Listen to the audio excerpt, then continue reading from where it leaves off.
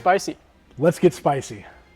I'm Sam with the Challenge Weekly, and this is Amped Up, the show of hot questions and even hotter nuggets. I'm joined today by my good friend David Garvin from Shalimar UMC. David, I have to ask, before we get into this, how are you with spicy food? Better than Matt Hall. All right. That is a little... Hey, we're spicy already. His episode's coming. You guys just wait for that. All right, here we go. I think there's nothing to do but to dive in. You ready? Let's grab this first nugget. All right. Cheers. Let's do it.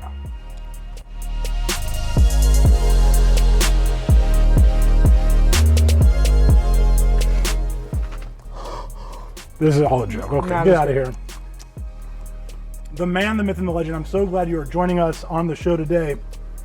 I say the legend because in David Garvin lore, there is a story of epic heroism concerning the disarming of a nuclear situation by citing the Geneva Conventions.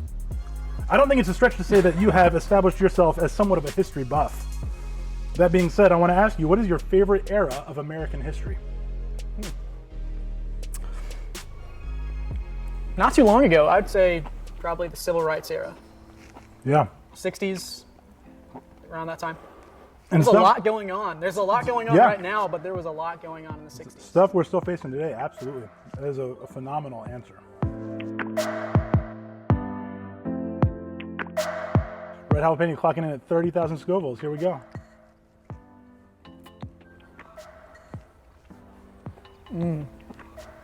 Good bit of flavor in that one. That's good. We're here at the table, a Methodist and a Baptist. And I think of you as someone who cares deeply about theology. And as a Methodist, I can only assume that you love John Wesley. With all my heart. Even as a Baptist, I'm nuts over the guy. I often find myself in a love triangle, so to speak, between myself and two Johns, Wesley and Calvin. So what I've done is I've compiled a list of quotes, and I want to see if you can tell which ones Wesley said and which ones Calvin said. Are you game? Just don't tell my pastor if I get this wrong. Okay, perfect. Thank you. Make all you can, save all you can, give all you can. John Wesley. This is a classic Wesley quote. Easy. Man, you're killing it. You're knocking it out of the park right now. 1 for 1. True wisdom consists in two things, knowledge of God and knowledge of self. That is John Calvin. Right again. A classic opener of Calvin's Institutes. Number 3. The world was no doubt made that it might be a theater of the divine glory. That's tough. I think that's also John Calvin. It is John Calvin. Look at you. Look at me. Next one. And indeed, there is no little sin, because there is no John little Wesley. God to sin against. He John knew Wesley. it before it was even done. Number 5.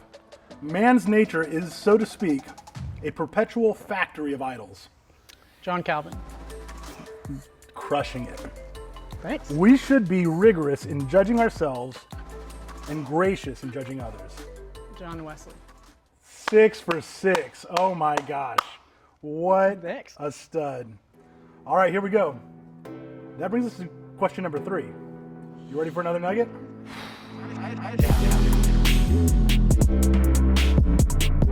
Cheers.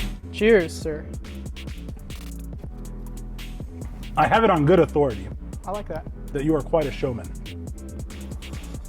I've heard that for the past 2 years, you've wowed students at Oakwood with an amazing rendition of Blue's Clues' Mail Time. I was hoping, since Oakwood has tragically fallen victim to COVID-19, that you could keep the tradition alive by performing Mail Time here and now on this episode of Amped Up. It's the most I can do. You ready? I don't know it. All right, all you gotta do is just swing your arm like this. I can do that. All right, here we go. I'm with you.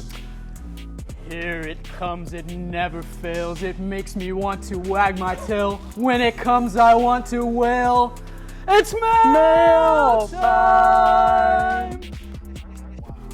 You got the arm swing though. That was solid. I had a good teacher. Solid arm swing. I had a good teacher. All right. All right. Question number 4. For this one, I guess we should eat the nugget first. Oh man, this is the one we don't like. So I think we should eat it and then go into the question. You ready? I will. All right. You're Cheers. a man who knows his sculvels. Let's get it. That's what I went to school for. That's tough. There's not a whole lot that redeems it either. It just tastes bad. All right. Question number 4. This is a segment we like to call Explain That Gram. We've done a deep dive on your Instagram. And we've come up with a picture that we just want a little bit more context for. So this was 2008. This was when I was a student in youth group.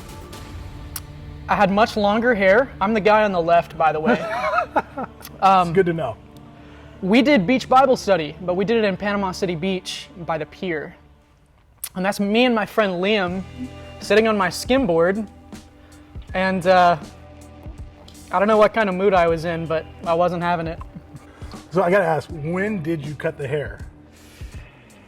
Not until, I think, my senior year of high school.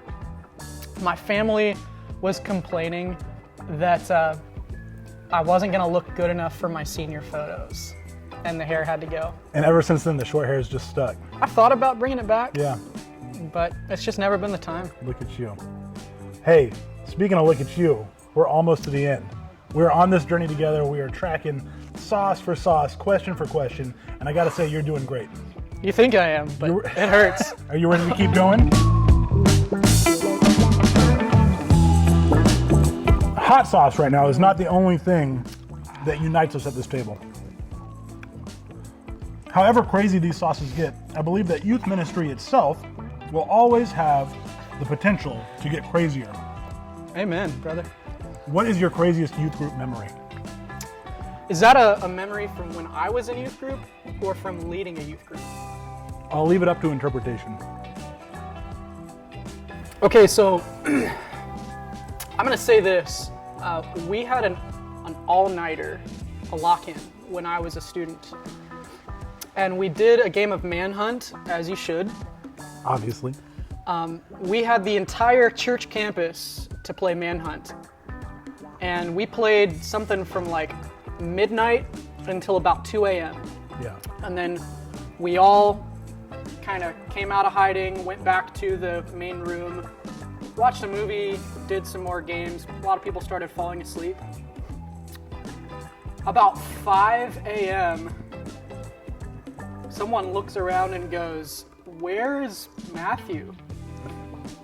And it turns out that my friend Matthew was still hiding, and the entire youth group had just forgotten about him, and he was hiding under a stage somewhere. He thought he did great. Yes, he was the winner of Manhunt that night, but he paid a terrible cost. Oh my God. All right, here we are. It's the last nugget. We're going to the last dab now on the show. The reason they call it the last dab is because it's tradition to put an extra little dab right on top of the nugget. Now, I'm going to do that. You don't have to, but feel free. Feel free to. Now, you'll also notice as you try this, it's a pretty chunky sauce, so you might get a little, you might get a lot. You don't have to. Feel free to join in the tradition. Thanks. It's a nice looking sauce, Sam. Isn't it? All right, You got it. That's I got a plenty. couple dabs. You're good. Wish me luck. All right, here we go. Hey, if I cheers and I like smudge some of my sauce on yours, is that cheating? Nope. You want to do it again? Let's go.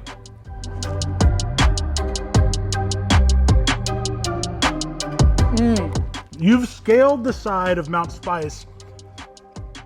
You sit now at the edge of a precipice. You have conquered the last dab. You have conquered each one of these sauces, coming up, facing each obstacle. David, my final question to you is this. If you could give your students the single best piece of advice you've ever received, what would it be? I would say be inclusive. It's simple. Don't have an in-group. Don't have in the back of your mind an out-group. I think of Luke 14 and the parable of the great banquet. one of my favorite things about youth ministry is making everyone feel like they belong. And if I have one mission as a student pastor, it is to make that evident. Fantastic. My friend, you've done it. You've conquered Mount Spice. Everyone, give him a round of applause. Woo!